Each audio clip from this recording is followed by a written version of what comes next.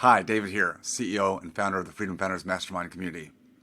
There are many considerations that you have to make if you are in a position or considering selling some or all of your business equity, your practice, your dental practice, your veterinary practice, whatever you have. If you're thinking about exiting, and a lot of people have in recent years, the multiples that are being paid or have been paid by the private equity with DSOs have been inordinately high, particularly in our industry.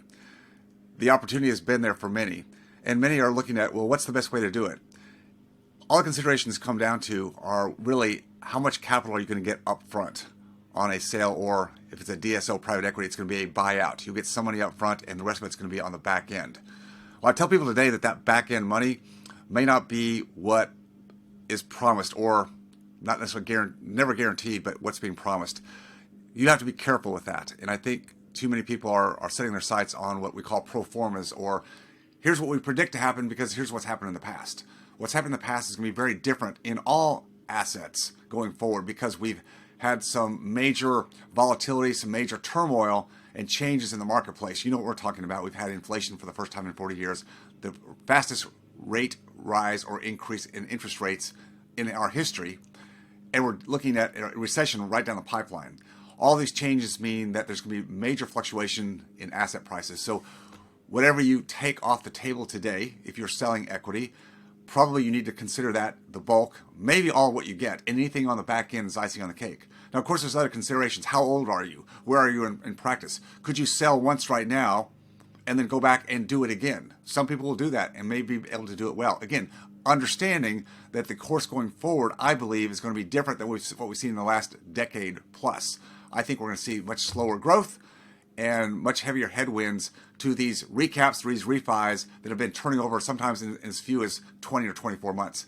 Not going to happen going forward. So looking at more of a long duration, what I call the long game, is what people have to look at. But if you're trying to shorten that curve and get out, what's probably the most important consideration for you to make? If this is it for you, you want to get out, you don't want to go back and do it again.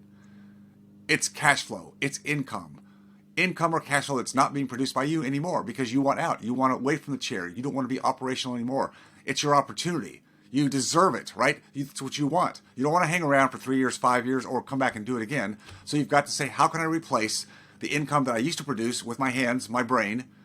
What's going to do that for me? Is that going to be the stock market, the financial markets, stocks, bonds? Most people I know that bet on that back in the 2008 great financial crisis had to come back to work. Many of them had to come back to work because they bet everything on that and the market went down. And when you lose 33, 40, 50% of your equity in one downturn right after you expect to leave your trading time for dollars active income, it just doesn't work. Maybe you could survive such a thing if you were 10 years or more down the road. Perhaps you could. But still we have this inflation issue that we haven't seen in 40 years. And inflation, in my estimation, is not going to go back down to the nominal 2% or less of what the Fed predicts. So that means you're going to have to be more focused on how to take that nest egg, whatever it is, and be able to navigate it, not just put it into bonds or money markets. Even though they're playing more today, you still got inflation headwinds that are going to drive the value of those assets down. The returns on those assets are going to be devalued by inflation. But we have high interest rates. We have equity markets that I think are volatile right now. Stock market, very volatile. Real estate, especially commercial right now, very volatile. Where do you go? This is the thing that we do in Freedom Founders. This is what we have over 4 decades of experience doing in helping people navigate how do you take the nest egg, or how do you take the money that you're compounding to get to a nest egg and drive it through these periods of time that can be totally upsetting to most people. Totally can wipe out years of hard work, discipline, saving, trying to do the right thing, and in one fell swoop can be wiped out and have to start back over, and takes sometimes more than 6, 7, 8, 9, 10 years to get back to even again. If you're looking for your exit, your final exit, you don't have 10 years to give up. I don't either. I want to stay on the forefront of navigating my own financial future. What does that mean?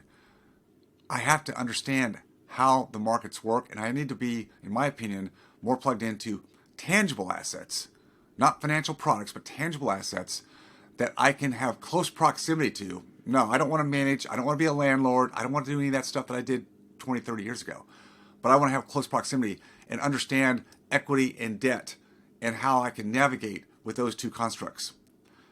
That's what I love to do. It's what I've done for 4 decades. That's what I help doctors and dentists every day navigate and figure out that they, most of the time, are closer than they think to having enough to exit and can actually make considerations and game plans on their exit with information that provides a ton more certainty and not the instability that they see out in the general marketplace. If that's you, I'd love to talk to you. I've got a game plan for you. Raise your hand.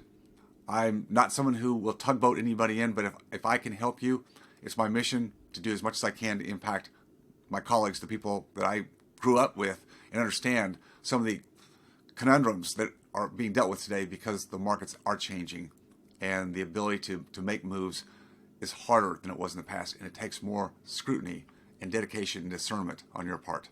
It's your freedom. You've got to protect it. See you next time.